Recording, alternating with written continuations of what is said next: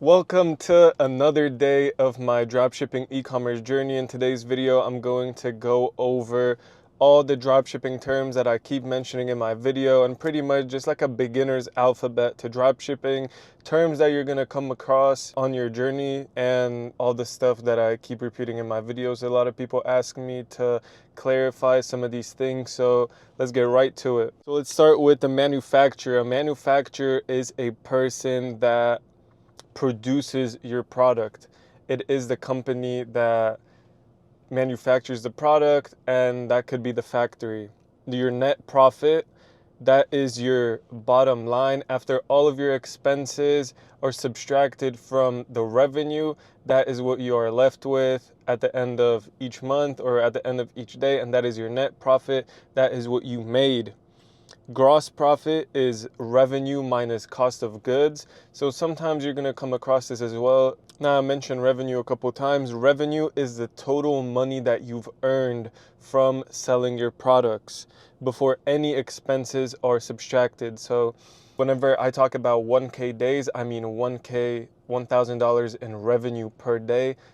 And that is before any expenses are subtracted. What expenses might look like are the ad spend, cost of goods, stuff like that. Outsourcing, a lot of people mention this. Outsourcing pretty much means hiring somebody outside of your company to come in and do something for you, a service. That could be a editor, that could be somebody that makes creatives for you. That's a UGC creator, for example. Before you have any UGC creators on your payroll, like I said, that could be any service that you don't want to deal with anymore. Now let's talk about supplier. You hear a lot about supplier. Supplier could be different from your manufacturer. They could be the same person, but that it could be also something else.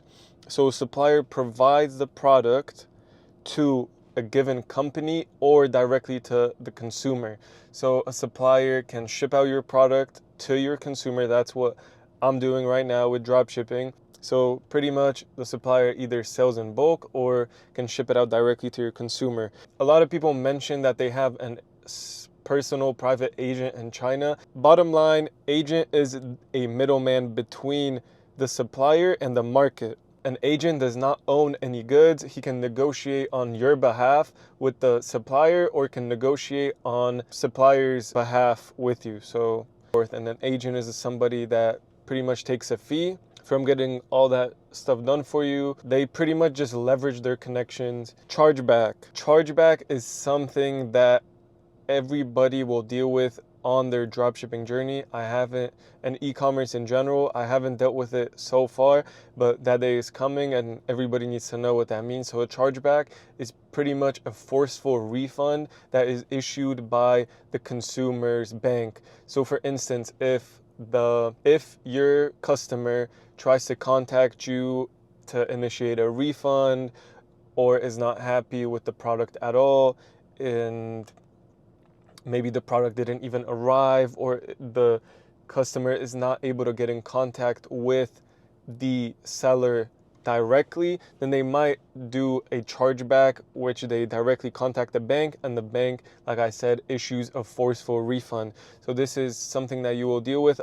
Some people are not genuine and they issue fraudulent refunds, so that can also happen as well. So make sure that is very important to keep track of all data, all tracking numbers, and making sure that whenever a chargeback happens, you have the necessary evidence to show the bank and show your payment processor that you have shipped out the package, that you have responded to all their emails, and so on and so forth. And that's why customer service representatives are very important. That's why a lot of people, a lot of gurus, a lot of e-com coaches recommend that is going to be your first hire. I also mentioned a payment processor. So whenever you have a lot of chargebacks, this is something that is not good.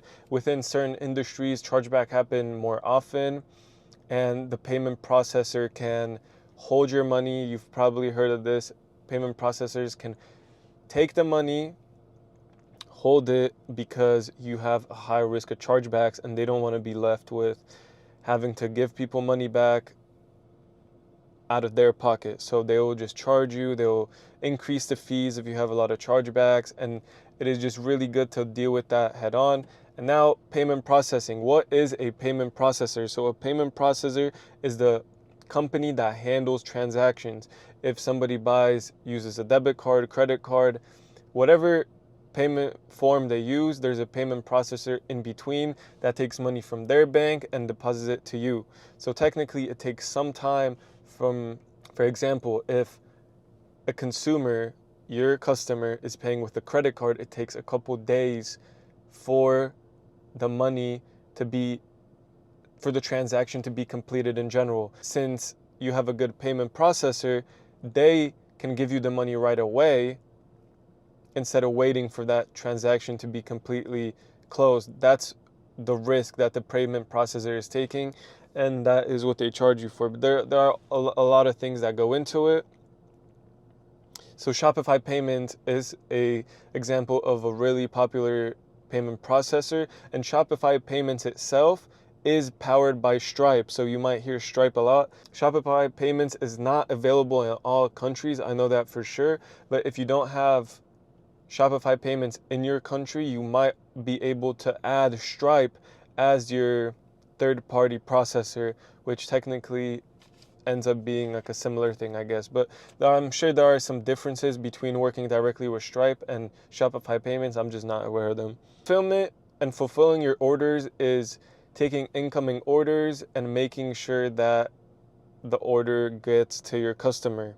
Putting together the order and shipping it out. Make sure to have a good agent or a good supplier that can ship those things out for you quickly. And there are companies that ship directly from China and have like a 5 to 10 day shipping, which is perfectly viable to make a brand with, in my opinion at least. Margin is the difference from what the consumer pays for the product and the cost of goods. For example, you buy a pillow for $1, you sell it for $2, your margin is that $1 difference. So let's keep going. Now, net profit. Net profit is your net income divided by the revenue.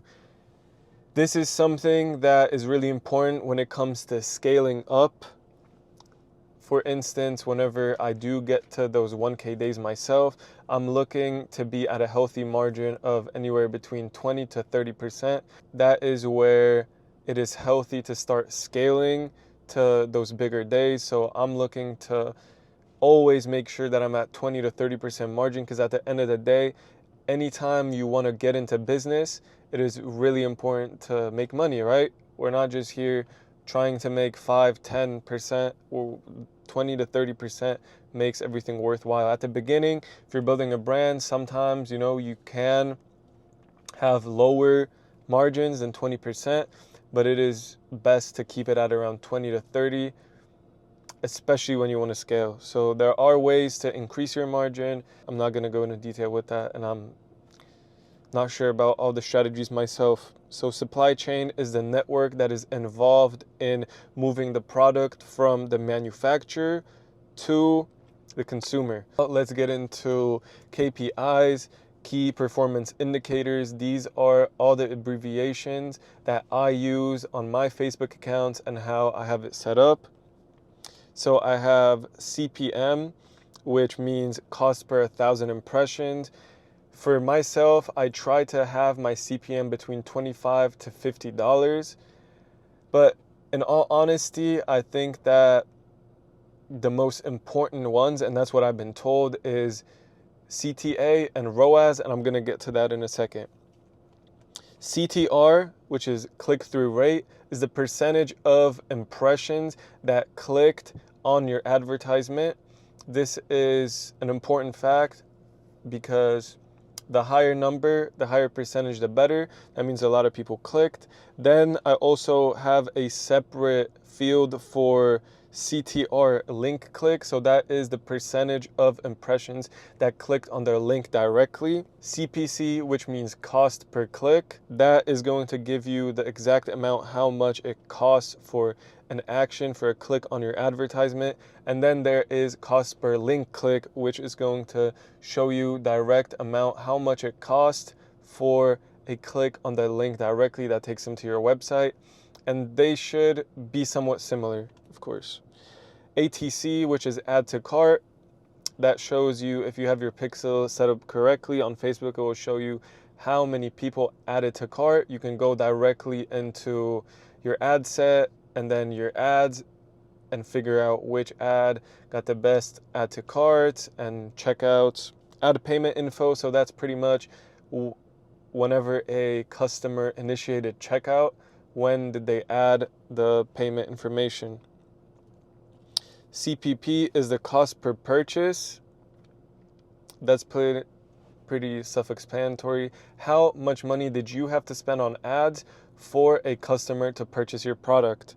CPA is a cost per action / acquisition. This is really similar to cost per purchase, but cost per action could be whatever your goal for the advertisement is. So for instance, your goal could be somebody signing up for your newsletter. So how much did you have to pay for one person to sign up for a newsletter?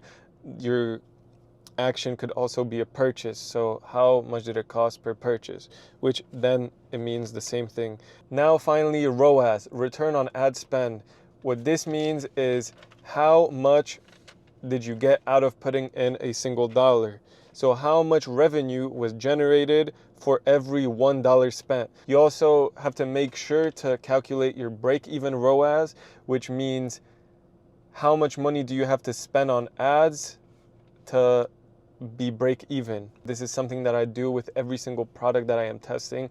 I want to make sure to know what my break even ROAS is for the product. I look to have anywhere between 1.3 to a 1.7 ROAS. It is really important to not obsess over these metrics like CPC. Oh, my CPC needs to be this, that, and the third.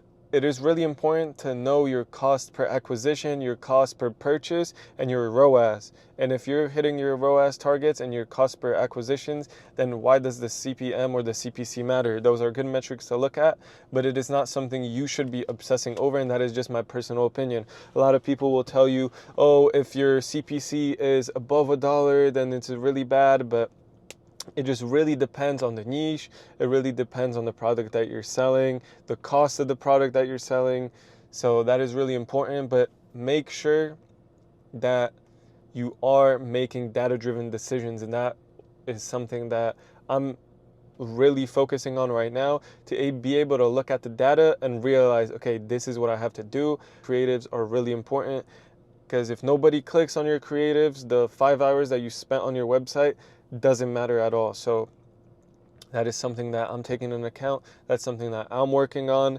This is everything that I use on a daily basis and all the abbreviations. I know that there are many, many more, but I feel like for a beginner like myself, this should be wonderful. Thank you so much for watching.